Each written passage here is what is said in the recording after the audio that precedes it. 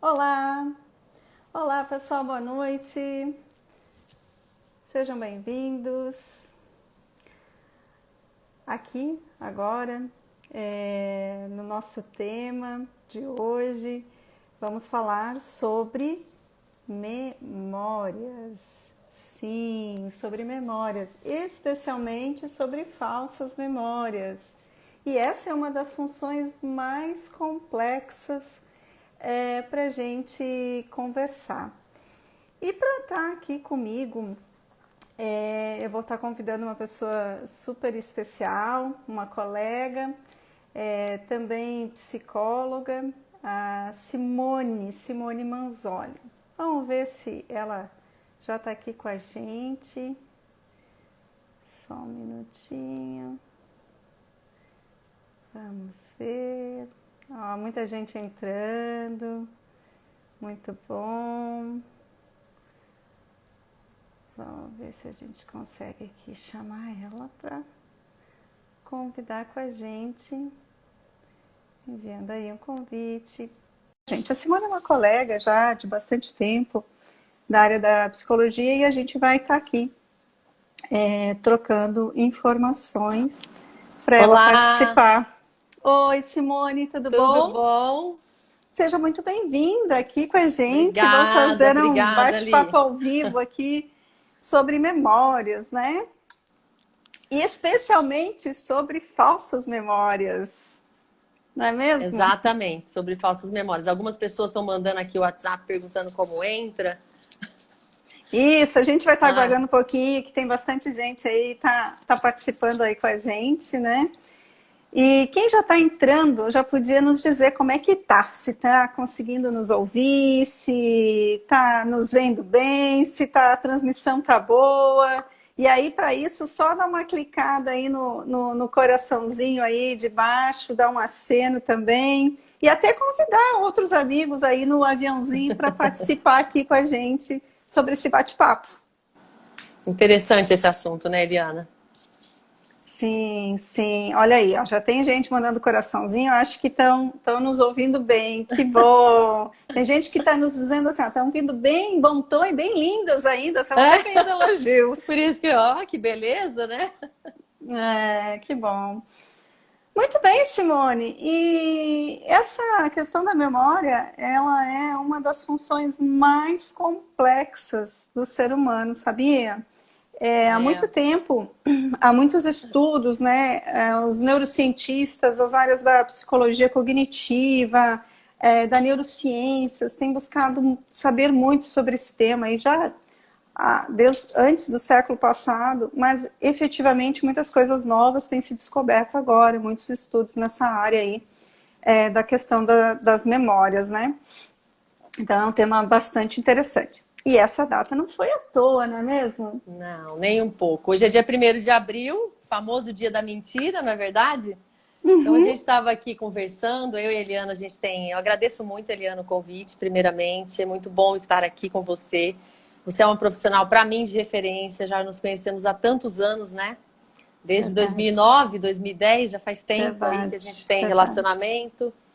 E esse tema foi escolhido muito a dedos nessa data, porque a data de falsas memórias nada melhor do que falar no dia da mentira. O que é verdade e o que é falso, do que a gente lembra, né? É, Bom, eu e sou. Pode falar.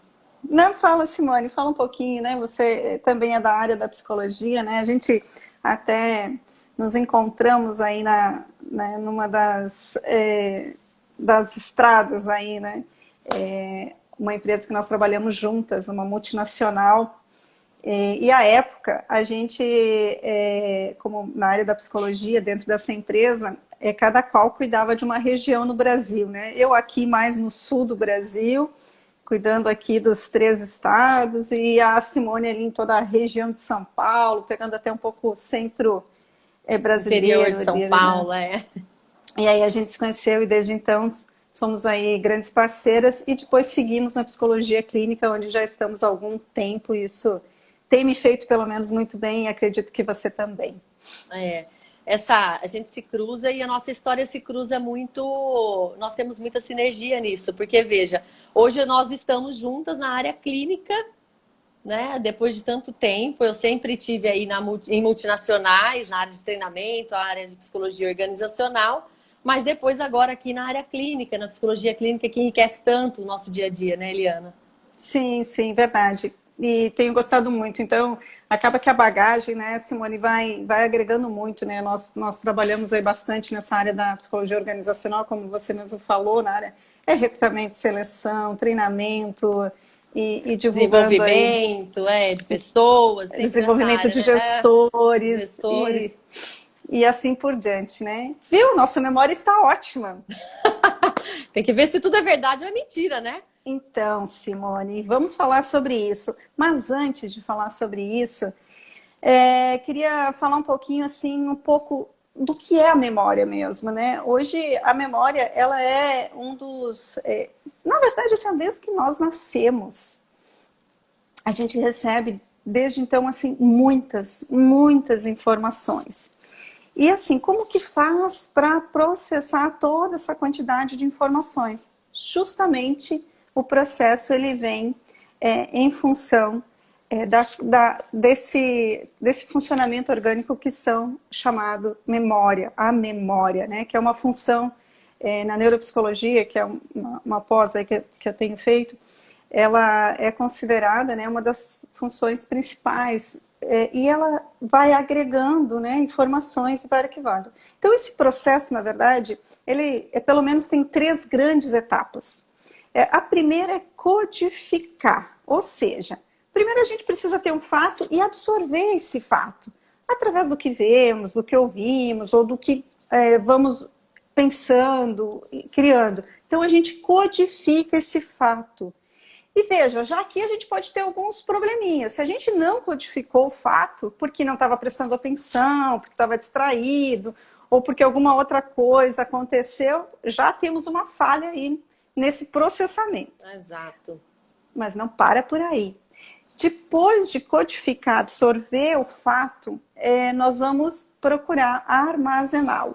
Então, nós temos aí um processo que a gente codifica, né, mais nessa região frontal aqui, que são responsáveis por essas funções executivas que a gente chama, e aí a gente vai guardando lá, né, os nossos soldadinhos, os nossos neurônios vão guardando e processando essa memória, armazenando. Então, essa é a segunda etapa. Na próxima etapa, a gente vai, então, armazenar e aí vai acessar essa memória. Isso é outro passo que vai depender de uma circuitaria bem organizada, bem orquestrada, para poder acessar aquela lembrança. E tudo isso, por isso que é tão complexo, né? Então isso é uma rede neural que vai se formando para acessar essas informações. Ou seja, temos várias etapas e biologicamente falando, todas elas precisam funcionar muito bem para que a gente tenha uma eficiência nessa memória, a gente tem uma boa lembrança do que a gente quis guardar, né?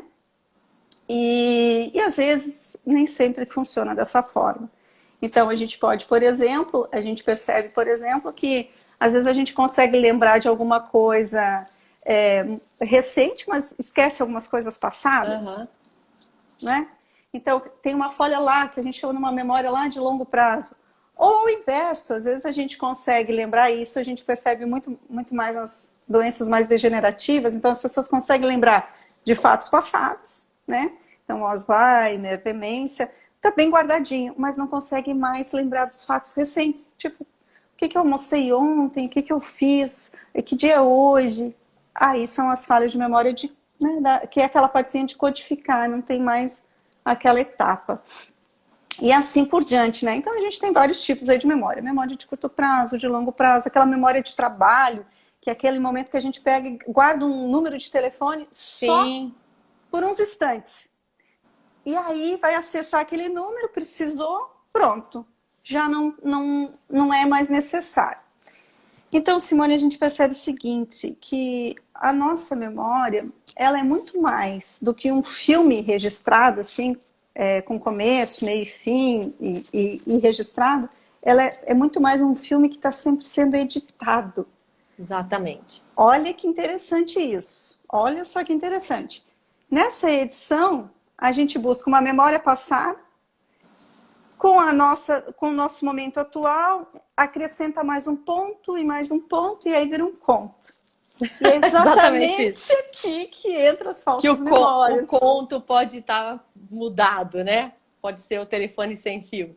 Então, e é aqui que entra, né, as falsas memórias. Até aqui tudo bonitinho. A gente só vê aí, pode ter uma falha ou outra. É. Tá, mas como assim falsas memórias? Fala um pouco pra gente.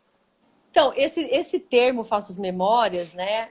Na psicologia a gente estuda, na pós, por exemplo, de neuropsicologia, na pós de psicologia jurídica, a gente vê isso. Na psicologia jurídica isso é um tema muito presente, mas ele não é um tema novo, Eliana. Ele é um tema antigo.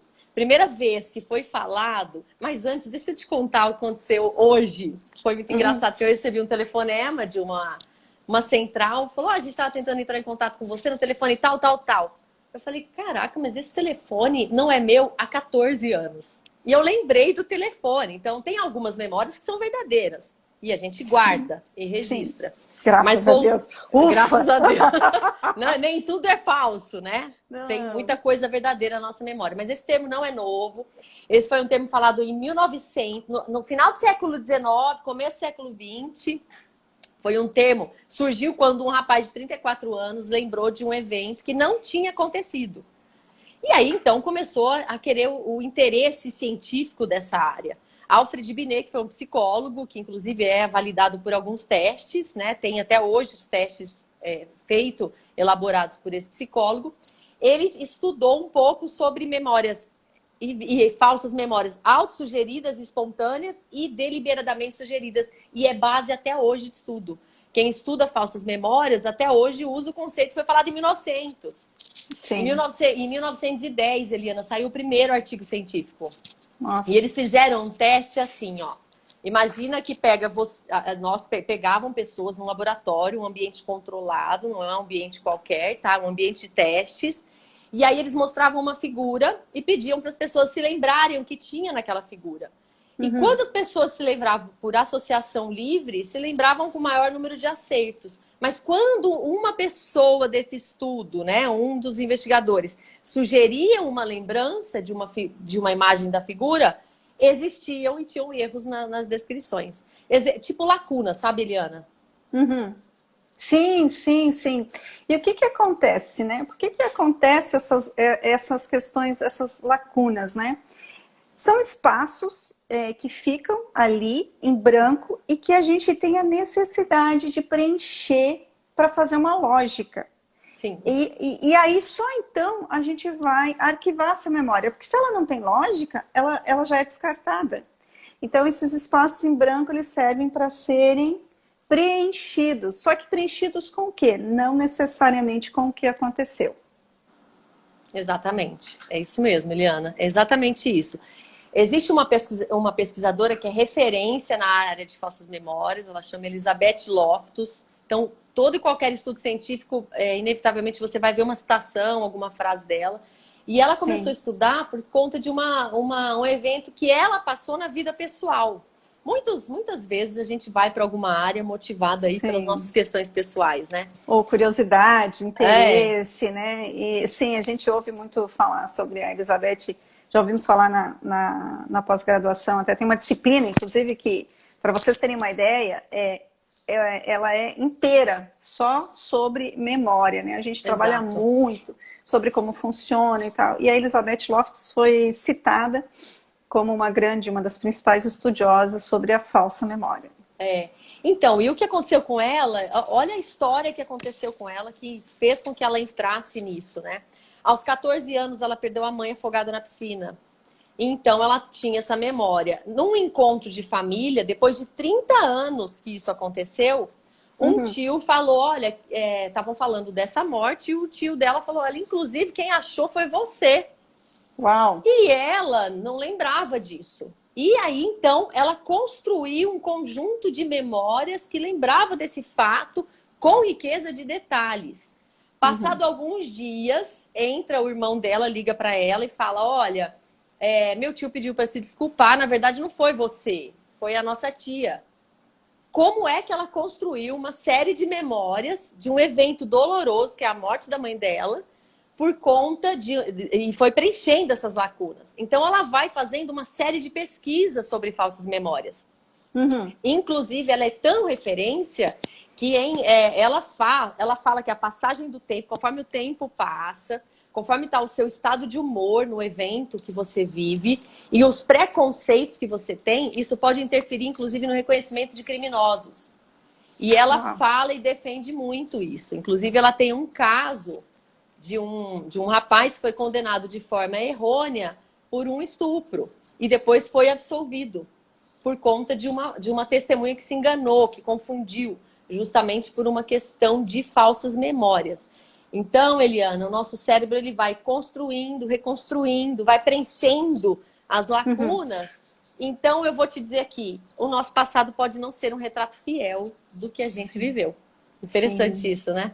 Sim, sim, sim, muito interessante. E sim, é verdade, Simone, vários cientistas, estudiosos já comprovaram que os eventos, eles são mais marcantes quando acompanhados de fortes emoções, né? Então, são fatos que carregam uma carga emocional, eles são mais facilmente e mais fortemente arquivados na nossa memória.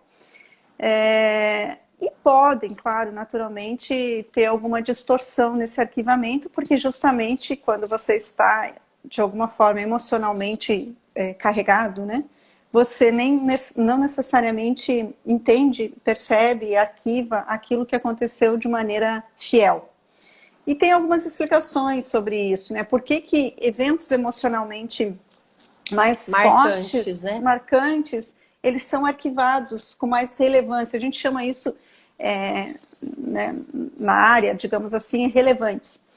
Porque nós temos uma forma, nosso organismo entende que se tem alguma coisa ali emocionalmente envolvida, é preciso gravar para que a gente se proteja daquilo. E normalmente são coisas de perigo, são coisas que nos levam a nos proteger. Então, exemplo, a gente lembra muito mais de coisas mais difíceis, memórias mais, às vezes, ruins, do que de eventos bons, felizes.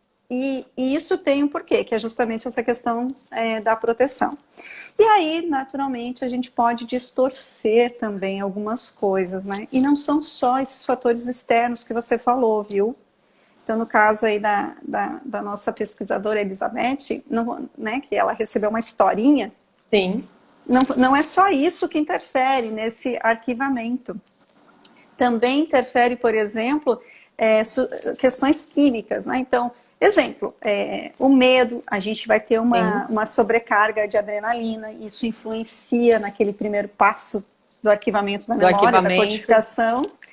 A depressão, a gente tem uma falta de um neurotransmissor, por exemplo, chamado serotonina, e isso vai influenciar na nossa capacidade de foco, né? Então, isso também interfere na atenção, que interfere no arquivamento lá dos passinhos que eu falei antes da memória. Assim como outras substâncias externas, como álcool, drogas, sim, isso tudo interfere na forma como a gente arquiva e o quanto a gente distorce esses fatos que estão ocorrendo. Quem falou muito sobre isso é um grande estudioso, o Ivan Izquierdo, que é um neurocientista, nascido na Argentina, radicado aqui, né, naturalizado aqui no Brasil.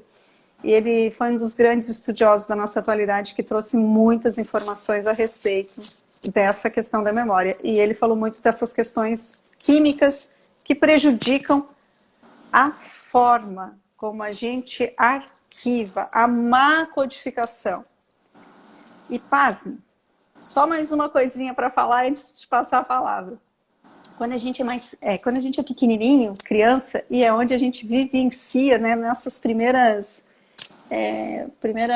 experiências de vida, então é realmente marcante. Nós não temos ainda uma maturidade, que a gente chama uma maturidade do sistema nervoso, né, central, ainda formado, né, essa parte toda neuronal, é suficientemente boa para codificar o que está acontecendo, digamos, de uma maneira mais fiel. Então, ali também pode ter distorções em função da nossa pouca idade a respeito dos fatos que a gente presenciou, que a gente vivenciou. Né? Da veracidade, né? E pode ter um problema disso, da veracidade desses fatos, né? Lembrados. Sim, sim, porque a gente se apegou numa situação, memorizou ela, mas aí devido ao nosso medo, ou devido à nossa ansiedade, ou mesmo devido à nossa tristeza, ou devido à pouca idade, a gente gravou aquilo e ficou aqueles espacinhos, a gente colocou coisinhas ali para fazer sentido, puf, gravou.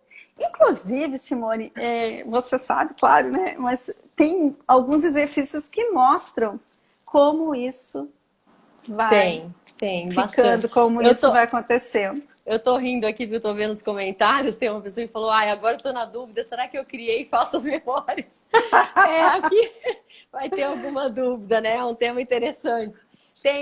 Tem bastante exercícios, aí tem bastante estudo, né? Exercícios sérios, estudos científicos, né? Pessoas que se dedicaram a estudar esse assunto, que falaram mais a fundo, fizeram vários experimentos, várias experimentações aí. Mas a gente pode fazer um exercício aqui, agora. Sim. Né? A gente pode fazer. Deixa eu só dar um recadinho, Simone. Nós temos aqui já algumas perguntas. E antes de fazermos esse exercício para a gente confirmar até o que está, né, como isso é possível, né?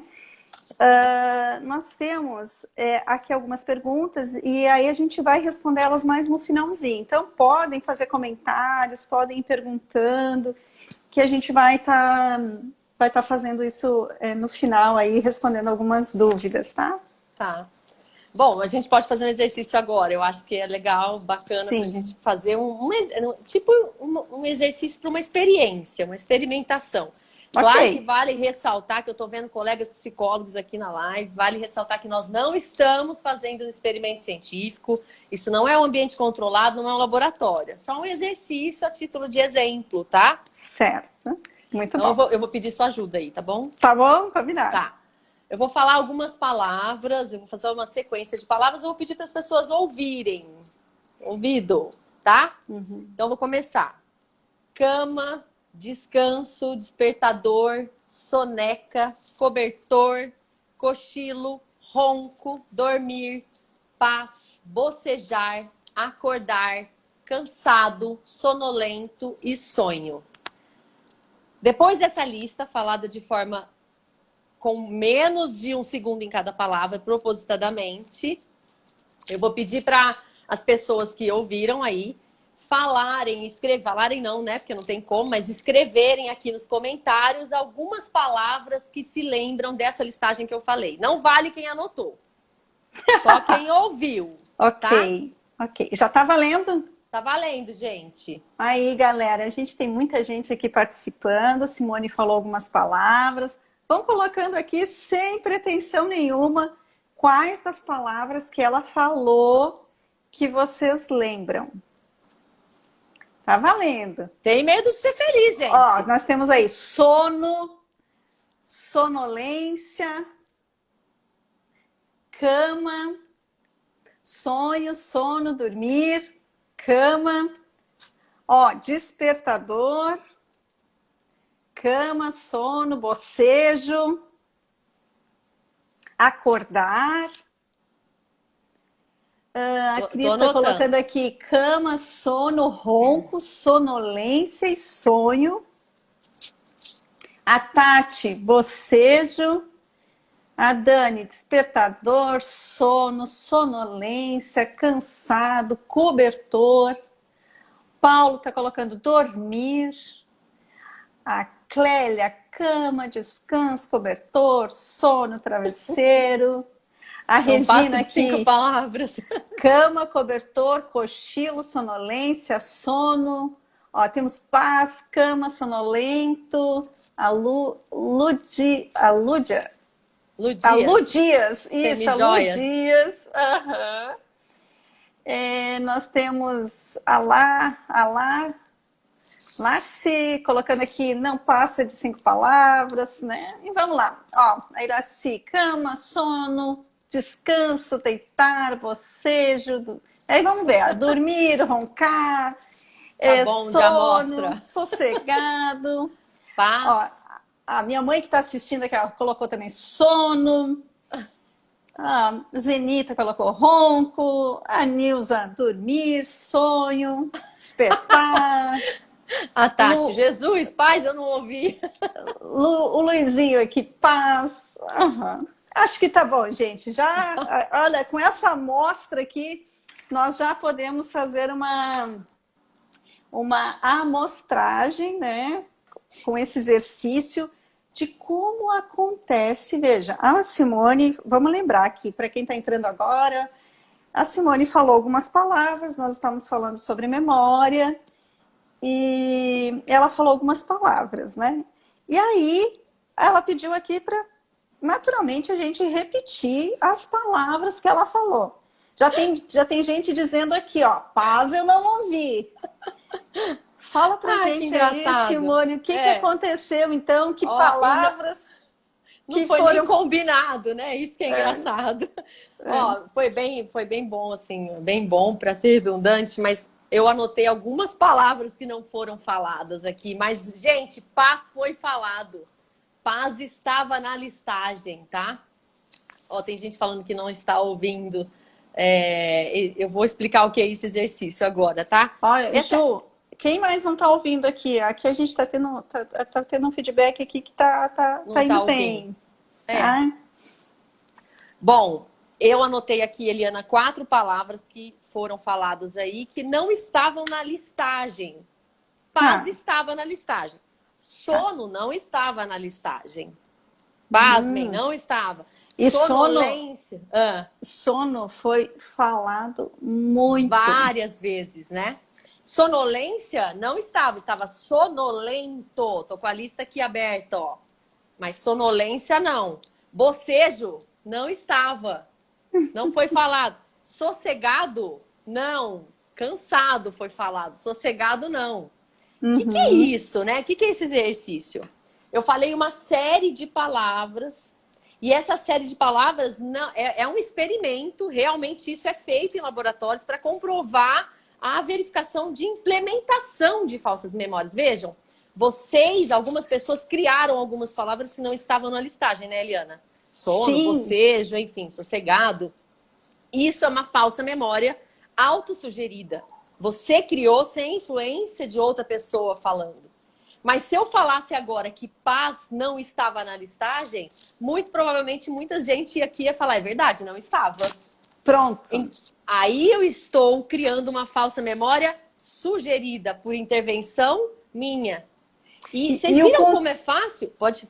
E o contrário é verdadeiro. Sim, sim. Por exemplo, né, a gente né, falamos aí. Eu vi aqui uma galera comentando assim, não, paz acho que não estava, né? Então, você está dizendo aí que na listinha aqui paz estava. Muito bem. E se você dissesse, olha, não estava mesmo, poxa, aí é uma. Muita gente ia acreditar. E o contrário é verdadeiro, porque sono, se eu não me engano, não estava. Não estava. E sono é a chave disso. Porque todas as palavras que eu falei são ligadas por essa palavra sono. E ela não foi falado. Isso tem um nome nesse experimento. Chama distrator crítico. Distrator crítico é uma palavra que eu não falei, que eu não apresentei, mas que traduz toda a essência da listagem. Você viu? Ó, eu falei aqui, deixa eu pegar de volta. Cama, despertador, soneca, cobertor, cochilo, tudo tem a ver com sono. Mas a palavra sono não estava na listagem. E muita gente fala a palavra sono. Esse experimento, Eliana, foi feito pela primeira vez em 1959. Uau. Olha como isso é antigo.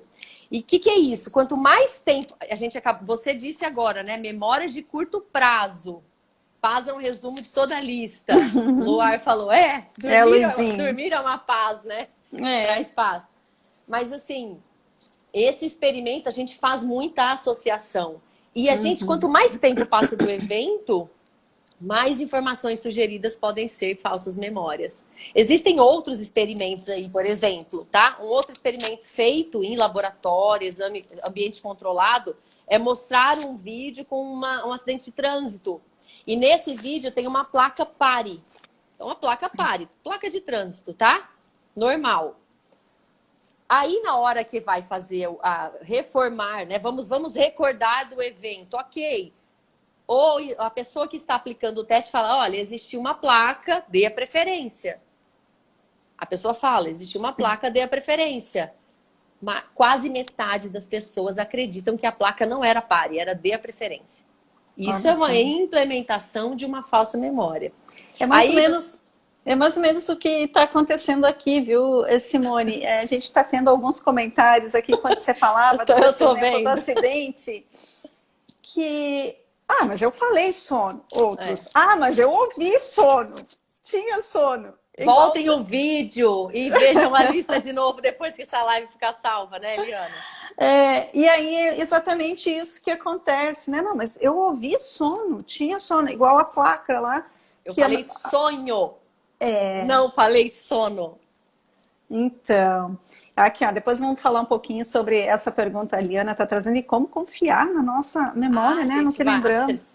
Acho que vai dar para a gente falar. Vai dar para a gente falar um pouquinho mais sobre isso.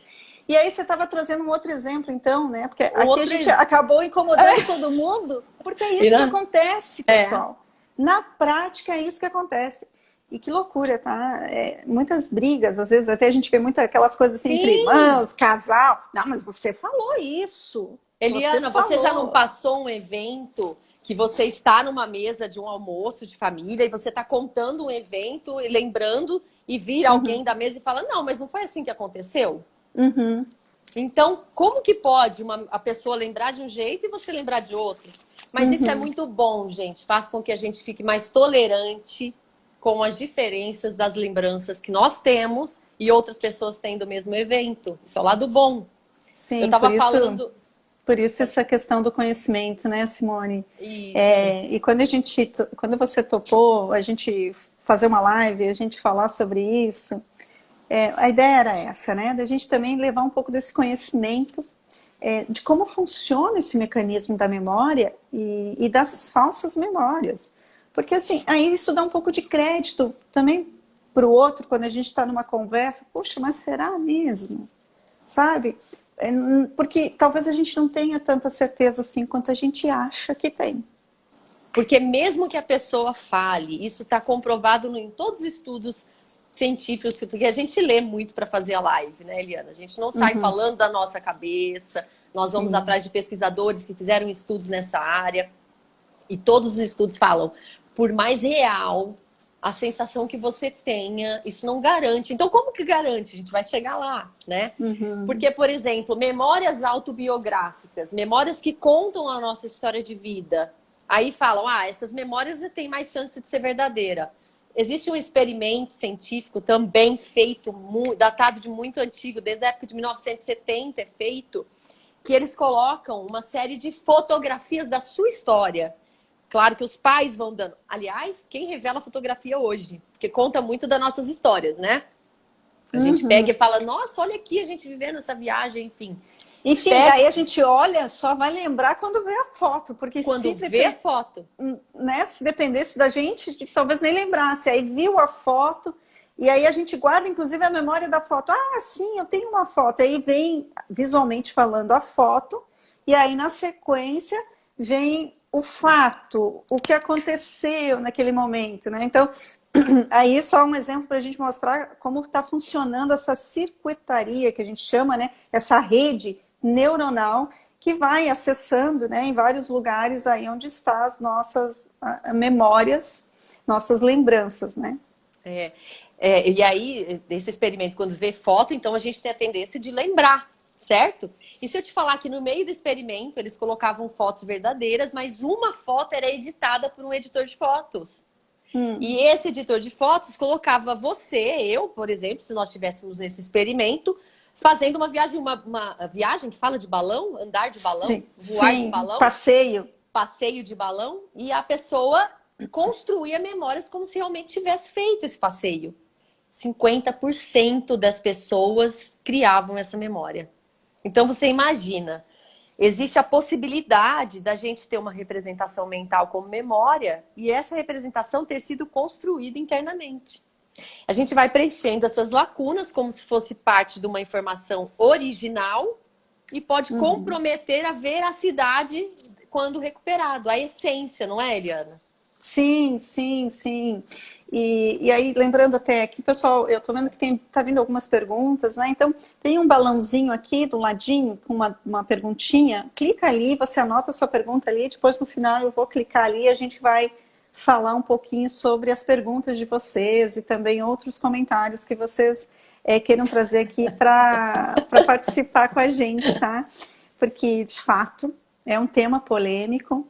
E é um tema que mexe com a gente, porque a gente tem a mania, assim, de ser o dono da verdade, às vezes ter a razão de tudo, e aí, opa, não é bem assim, né? Até se a gente fosse fazer um filme, né? Claro, não é um Big Brother, mas se a gente pudesse ter um filme da gente no dia a dia, a gente, nossa, eu fiz isso mesmo, nossa, eu falei aquilo, fulano tinha razão, né? Então, esse é um ponto importante. E sim, acontece que nós somos mesmo muito suscetíveis. E muitas vezes, esses remendos que a gente faz nessas lacunas que a gente foi falando, e por que a gente faz isso? Porque nosso cérebro, ele faz como se eu diria assim, um filtro, ok? Um Uhum. filtro. Isso é relevante? Não, isso não é relevante. Então ele descarta essas lembranças.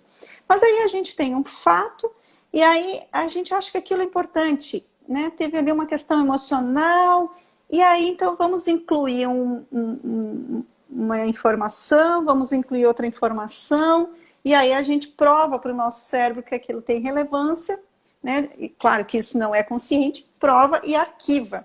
Porque a gente não vai arquivar aquilo que não tem lógica, certo? A gente não arquiva isso. Se não fizer lógica para a gente deixa fora. Então precisa necessariamente fazer uma lógica para a gente arquivar, ainda que não seja verdadeiro. Mas se for lógico, está valendo.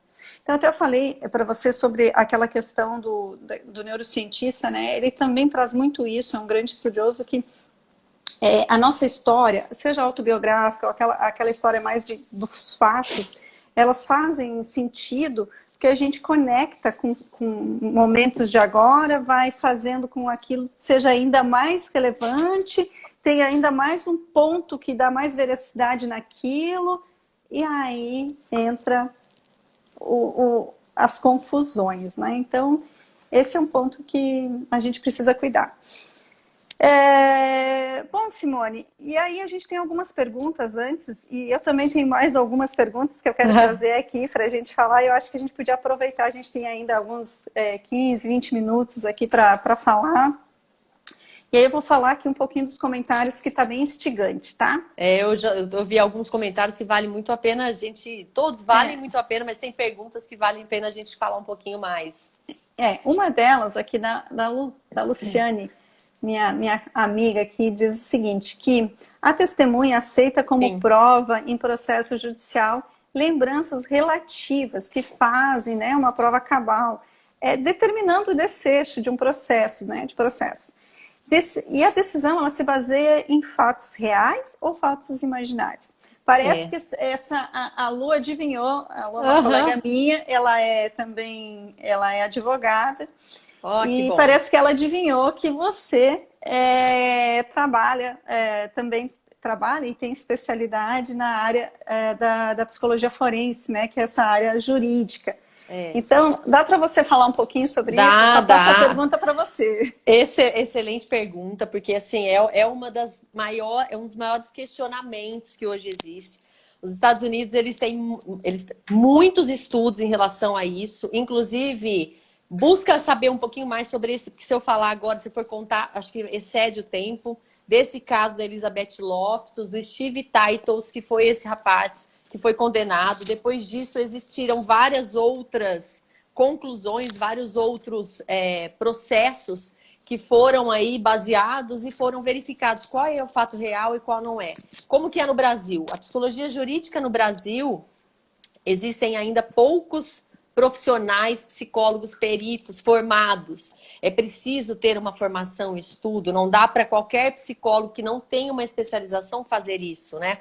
Eu sou perita habilitada aqui na comarca de onde eu atuo E existem alguns modelos, né? Por exemplo, existe um exame de credibilidade que a gente faz. Isso é todo um processo que a gente tem um manejo. Nós usamos algumas modelos de entrevistas, entrevistas investigativas, entrevistas cognitivas, que são modelos específicos de entrevistas para que tenha isso. Mas a prova testemunhal, ela ainda é usada muito e vale sim como prova. Mas a prova de uma avaliação psicológica contratada por um assistente técnico, um avaliador independente, um psicólogo perito avaliador independente, é usada também como prova num processo. E esse exame de credibilidade, ele comprova a verificação de uma mentira, que não é falsa memória, tá, Eliana? É bem diferente. Falsa Sim. memória é uma coisa, mentira é outra. Falsa Então, memória é aquela coisa que assim, a pessoa ela realmente acha que acredita, isso ela que é verdade para ela. Inclusive Isso. é indiscutível, para ela é Sim. verdade. Para a gente provar que não é verdade, só, por exemplo, esse exercício que a gente fez aqui, né? E depois a pessoa vai comprovar lá, vendo a live que vai ficar gravada, realmente não tinha sono, e eu falei sono. Então, para ela, se não tiver uma prova forte, ela vai continuar Tem acreditando. gente aqui duvidando até agora, que vai voltar lá e vai falar assim, vou ver se ela não falou mesmo. Sim. Então, mas ela falou sonho e parece sono. Então, a memória, a falsa memória, para a pessoa é verdade, é verdadeira, que é diferente de uma mentira. Sim. Eu sei que é mentira e eu vou dissimular, manipular, a favor, né, de uma determinada situação, no caso aí jurídico, né? E aí, no caso jurídico, esse exame de credibilidade, através dos manejos, ferramentas, testes, ferramentas de entrevistas semidirigidas, entrevistas investigativas. Então, é a Luciana, sua amiga, né, que fez a pergunta, Isso, que tá isso. Lu. Isso a gente consegue fazer um laudo, uma avaliação, um parecer psicológico e dá para a gente dar insumos aí para comprovação, para ser usado como prova num processo, tá? Certo. Agora, Eliana, eu queria falar antes que a gente esquece, adultos podem ter falsas memórias. A gente viu agora nesse exercício simples. Imagina uma criança que ouve coisas de um pai ou de uma mãe ou de uma avó, pessoas de referência a qual ela confia, criança ou adolescente, como isso não fica dentro dela como uma verdade. Sim. Como isso em casos de família, por exemplo, já que ela é advogada, isso é tão presente, né, no nosso dia a dia. Sim, sim. Também já trabalhei na vara de família, né, com busca, apreensão, e aí nessa loucura aí, pai e mãe, né, um contra o outro, infelizmente, acabam trazendo histórias nem sempre verdadeiras, e para uma criança isso afeta bastante, bem complicado. Mas enfim, eu queria trazer aqui uma pergunta. Nós temos aí várias perguntas. Nós temos o Gilmar. Diz o seguinte: no dia que tinha sol, a minha memória diz que era um dia nublado, né? Então ele tá falando o seguinte, que acho que é em relação ao exemplo que a gente deu. Ele comenta, né? Nossa, teve um dia tão bacana, tão legal, mas ou que teve um dia assim que não foi tão bom, estava meio nublado, ou ele estava tão focado em alguma coisa que nem percebeu o sol. E aí, se for perguntar referente àquele dia, ele vai dizer, não, o dia estava nublado. Acho que é isso que ele está contribuindo aqui, né? E o nosso estado, né? Isso já é comprovado também, que o nosso estado de humor interfere em como a gente processa e faz esse armazenamento dessa memória. Então, se a gente está num dia... Por exemplo, Eliana, quem aqui se lembra o que comeu terça-feira passada na hora do almoço? Pouca gente se lembra. Agora, se eu falar que nesse dia, na terça-feira, na hora do almoço, seu cachorro que tinha 15 anos de idade morreu bem na hora do almoço. Muito provavelmente você vai lembrar que estava comendo uma berinjela ou alguma coisa do tipo. As emoções, elas podem interferir nesse registro. Claro, e especialmente nesse caso, nesse exemplo, né? Você colocou aí um fato que de repente foi uma situação importante, você viu alguém importante para você, e aí você inclusive você vai guardar inclusive todos os detalhes. Onde era, como era, o cheiro, o som, porque aquilo tudo fez parte de um momento muito importante para você. Então você conseguiu provar, né, que aquilo era relevante, a sua memória guardou. O Gilmar também faz uma pergunta aqui, dizendo o seguinte: a memória pode mudar o cenário de um evento de perigo? Então, assim, não, assim, não sei se ele pode mudar o evento de perigo, mas aí tem uma outra função que ela é, digamos assim, prima irmã da memória, que é a atenção, né? Quando a gente está dentro, numa situação de um evento supostamente perigoso, a gente vai estar com a nossa atenção superestimada, ou seja, bem alerta a qualquer movimento e que pode ser que um barulho qualquer possa parecer algo que não é. Né? Por exemplo, um gato fazendo um barulho num tonel, você está numa rua escura, né, com a sensação de perigo, você associa que aquilo pode ser um bandido. Então você sim, vai lá buscar na sua memória que aquele barulho, aquela situação pode estar associada a um bandido e isso é uma cena de perigo. E na verdade é só um bichano lá que fez um barulho. Então sim, Gilmar, as questões, as cenas de perigo, as situações de perigo podem fazer você estar mais associando mais memórias em função de uma outra função executiva que a gente chama que é da própria atenção, que serve para nos proteger, né, de certa forma. Né?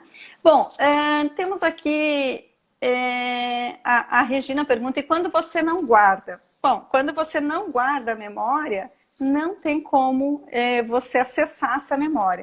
E sim, também acontece muito isso, tá? A gente tem situações que de fato a gente não lembra, ou porque aí é aquela coisa que eu falei lá no início, né? Que a gente tem passos da memória, né? O codificar é o momento que a gente está guardando a memória. Se alguma coisa aconteceu naquele momento, você desviou a atenção do fato, pronto, não guardou. Se não guardou, não tem como lembrar. Né? Então, Exato. Ó, tem a minha mãe aqui falou, acredito que guardamos em equilíbrio os bons e maus momentos e deletamos os mais ruins e algum acontecimento acorda. Às vezes quando a gente, já vivenciei situação marcante que lembro do espaço, cheiro e até como o alimento estava sendo processado. Isso pode ser memória verdadeira, sim, porque vale lembrar, a gente está aqui falando de falsas memórias. Mas isso não quer dizer que nós só temos falsas memórias ou que a maioria das nossas memórias são falsas. Não, o tema da nossa live é esse. Mas nós temos muitas memórias verdadeiras. Mas lembrando, não é só porque tem riqueza de detalhe, fala com confiança, que isso realmente pode ter acontecido da forma como aconteceu. Pode sim a gente ter preenchido alguma lacuna e tem a ver com a nossa situação, nosso estado de humor também. Sim.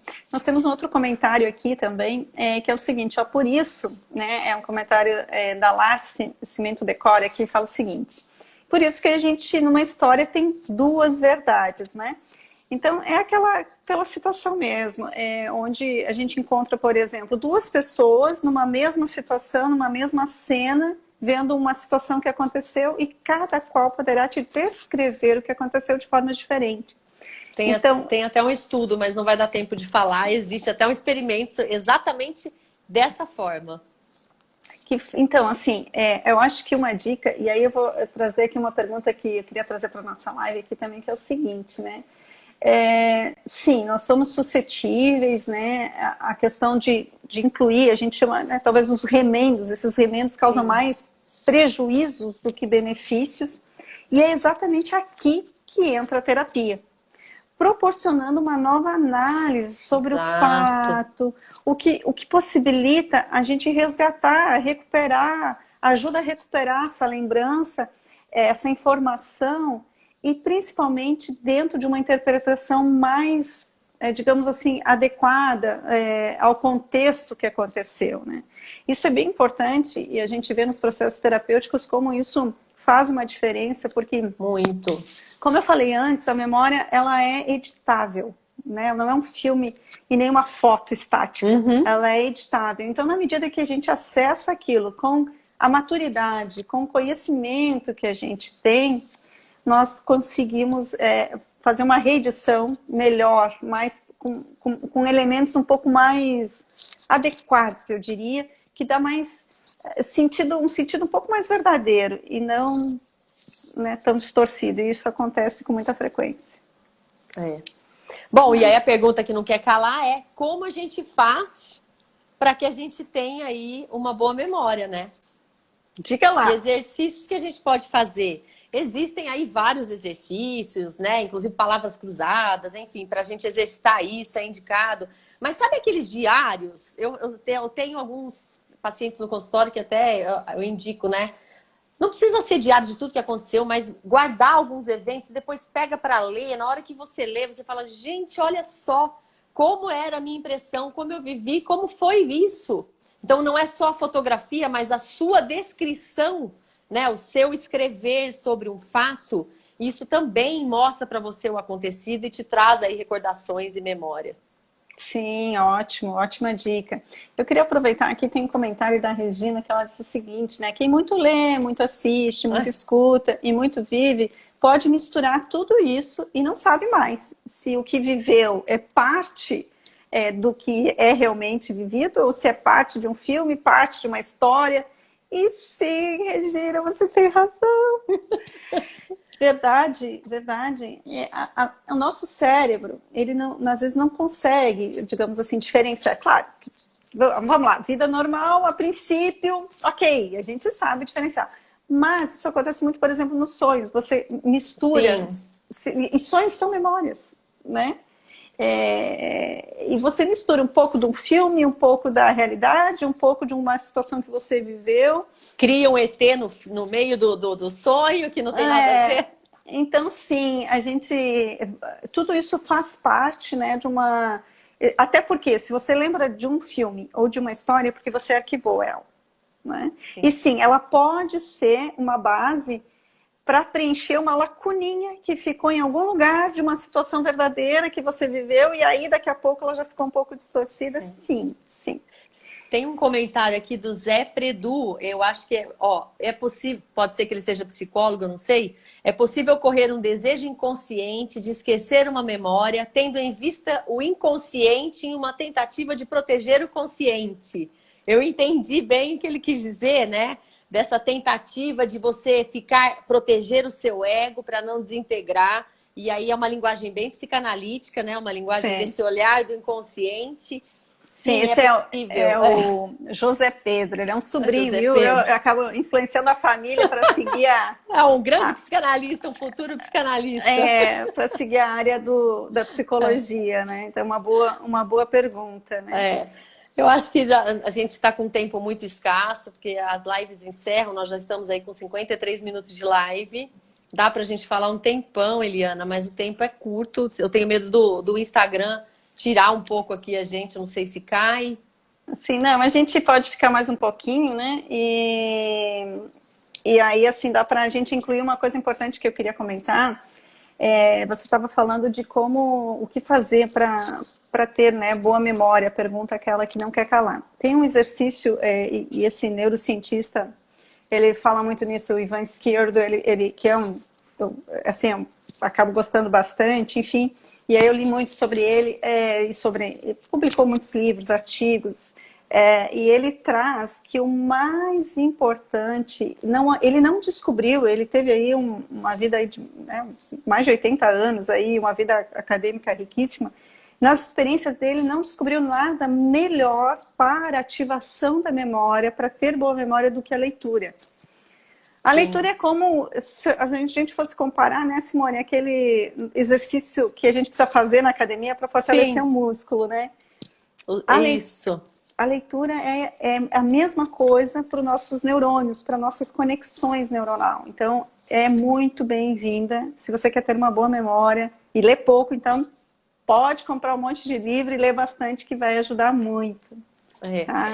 O cérebro não é um músculo, mas a gente precisa de exercício, sim. Precisa exercitar a nossa mente, estar sempre bem ativa e incrementar conhecimento. Isso faz bem em todos os sentidos, não é só para a memória, mas para múltiplas inteligências que nós temos aí, né? Sim, sim. E é bem importante, né? E outra coisa também, para a gente, já estamos quase indo para o final, que esquecer também faz parte do nosso processo orgânico. Porque, já pensou se lembrasse de tudo? E nossa não cabeça cabe. ia ter que gigante, né? Exato. O cérebro não ia ter comandar. Tão Exato. grande que seria. Então, esquecer faz parte, e é por isso que a gente vai fazendo essa limpeza, né, de algumas memórias que não são relevantes e vai deixando. queridos que estão aqui participando com a gente, muita gente aqui agradecendo, dizendo Nós que que temos que gostou. agradecer, né? Foi um bate-papo muito gostoso de fazer. Então, e foi um prazer contar com você aqui, Simone. Acho que a gente pode fazer um repeteco aqui, trazendo mais informação. Acho que é um assunto que interessa a tantos, né? Então, agradecer muito aí a participação de todos e dizer que seguimos à disposição para novas dúvidas, quiserem conversar com a gente. Nós temos aqui, podem nos seguir aqui, podem falar com a gente aqui pelo direct, né? Meu Instagram é @psicologa.eliana.mazieiro. Tem aí também o Instagram da Simone, que é @psicóloga Simone Manzoli. Então, podem seguir a gente e esse papo pode continuar, conversar com a gente continua respondendo algumas perguntas ali no direct, aqui no Instagram mesmo. Estamos à disposição. Sempre, né? Esse é um estudo gostoso, né, Simone? Muito. É muito bom falar de um assunto que a gente gosta de estudar, de falar, é muito bom. Nós que agradecemos aí a presença. Véspera de feriado, dia da mentira, 8, quase 9 horas da noite, o tanto de gente, é só agradecer. Agradecer mesmo, Eliana. A gente tem aí tido bate-papos semanais, quase que semanais, né, Eliana? De vários outros assuntos, e é só agradecer mesmo. Grupo de estudo, sempre estudando, sempre buscando, né? Então, tudo que a gente acrescenta aqui não né? É baseado em muita informação e muito estudo. E é isso. Fiquem à disposição, continuamos juntas e continuamos juntos também com essa turma boa aí que acompanhou a gente e à disposição mesmo. Sem frescura, podem continuar aí nos perguntando. Isso aí, Simone, um beijo e até breve. Gente. E até a próxima live, né? Boa Páscoa para todo mundo. Até a próxima live. Beijão para você, Eliana. Beijo, linda. Até mais, pessoal. Tchau, até mais. Tchau. Tchau.